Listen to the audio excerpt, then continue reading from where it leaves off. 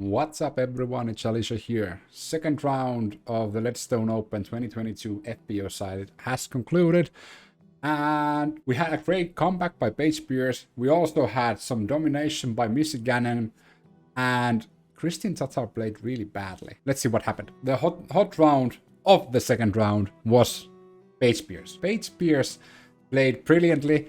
And, well, she's again the Paige we all know, who is one of the best players, maybe even the best female player ever to play the game. And she, again, just decided that this is game time. Round one was bad, so she picked it up on round two. Her putting was going well. Her drives were staying on the fairway. Everything was going for Paige, and it shows. -9 on the second round. She's now on the fourth place, so she's on the lead card today. So the third round is going to be played on the Sunset Hill, so it's going to be interesting to see if Paige can keep it up. And as Kristin Tattar said after the round one, you should be able to get birdie almost in every single hole on Sunset Hill. Unfortunately, Kristin Tattar couldn't pull that off. The front nine was okay, but Kristin Tattar played only par the back nine. And if you want to win these tournaments, that's a no-no. We have to give Kristin some slack here because, well, she was injured for a couple of months. But still, she showed on the first round that she can still play on the top level, and now she just needs to pick it up. Yeah, the back nine really screwed Kristin over. Other than that, Kristin had an okay round. Like, if you don't consider the back nine, let's consider the front nine. Kristin had a great round. Unfortunately, there were two players who had a better round. LisaFajkus, well, she was consistent, and she sits on the second place. She had some difficulties on drives and putting, but other than that, she played awesomely. She also made some great putts and some great drives, don't get me wrong. And I think LisaFajkus, if she keeps this up, she'll be a contender for the win in Ledgestone. But only if she manages to catch Missy Gannon. And Missy Gannon continued playing really well. Like, it's been a really great season for Missy Gannon. As you can see, she's been really consistent in her placing. And I think she isn't like on her peak yet. And the World Championship is coming. So I think her timing on peaking this season is going to be great. And I think Missy is going to be a contender for the World Championship, possibly. If she keeps this up. She played really well. Her putting was great. Her drives were awesome. Her upshots were great. Like, she barely made any mistakes. She made mistakes, but she barely made any. And for example, the last hole, the 18, like she missed the birdie putt, and because of that, she was on the edge of circle one. She missed the par putt, and that's the reason why she got a bogey on the last hole of the round. And that's if she didn't get that, she would have been in the hot round with Paige Pierce. But anyway, it was a great round for Missy Gannon. And I think Missy Gannon is going to be a really tough one to beat this round. But other than that, it's been a really tight competition. And it still is a really tight competition. Even though Missy pulled out a little. But the top four is relatively close to each other. And the next four isn't that far off. So it's going to be an interesting third round. And after the third round, only the top 25 will be qualified for the last round. So this is the most important round to play really well, but we'll see.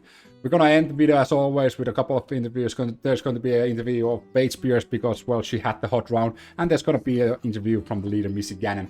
As always, subscribe, hit the bell notification button so you get notified when I upload videos. Like the video, comment down below. Who's gonna win it? Who's gonna take the FPO Championship in Ledgestone Open? Thanks for watching. See you guys on the next one. Today. I know it's a completely different animal than what y'all played yesterday, but what was different in your game today? Putting felt really good today. I think I hit 4 circle 2 putts and a lot that were just inside the circle. So it was nice to feel so confident and just see them go in. I knew it right out of my hand. So that's always a good feeling. The putts were dropping everywhere out here, not just on your card, but lead card, chase card, everywhere. Cool. How crucial is that at Sunset Hills? Yeah, I think, almost every hole is birdieable. So it's, with a good drive or a bad drive, but you still have to hit that putt and convert. So I think that's a key element just in disc golf in general, and definitely out here at Sunset. Back-to-back rounds at Sunset and then go back to the woods. What dynamic does that add to this tournament where you get 2 rounds out here in a row? Yeah, I mean, it's a course that I feel comfortable on. It's a course that I've had a lot of battles, and Katrina and I have gone double digits in the same round. I won worlds here, so it's good to just like know that I have a lot of good rounds under my belt, and when I take a bogey or 2 bogeys, that I know I'm capable of getting a bunch of these birdies. So hopefully just shooting another similar score, 7 to 10 under tomorrow, and get back to Northwood and minimize the overstrokes on that course. There's so much going on this week.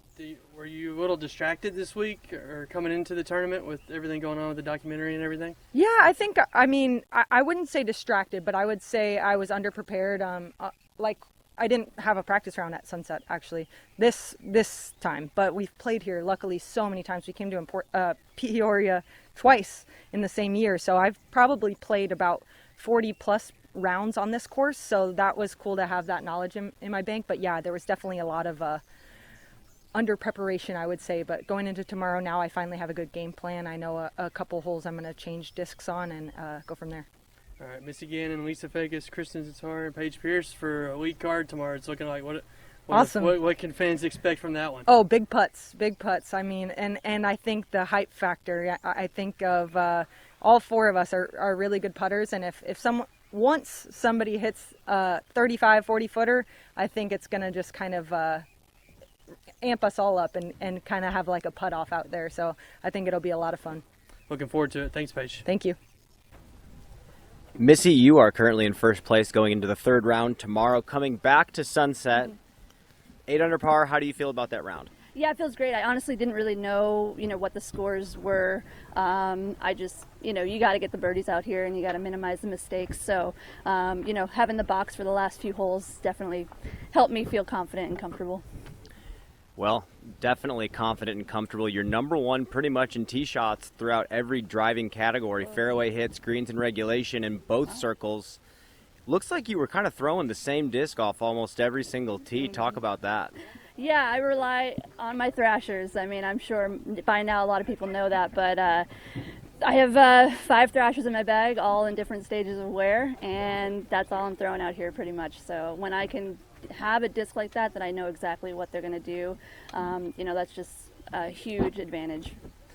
If we're going to be picky about the round today, are you going to make any game plan adjustments from what happened out there today, or is it going to just be better execution? I mean, I do feel really great about an 8 under par. I know we can get to double digits on this course, so that would definitely be a nice way to end our time at Sunset going back to Northwood. So if I can get to double digits, that'd be sweet. I just need to start off cleaner. I can't go bogey birdie bogey birdie. If I can just pars and birdies, I'll be all right.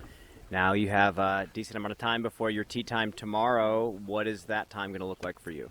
Go probably eat some food here at Mashie's and go get my dogs and just chill and watch some men's coverage later. Well, congratulations and good luck next round. Thank you.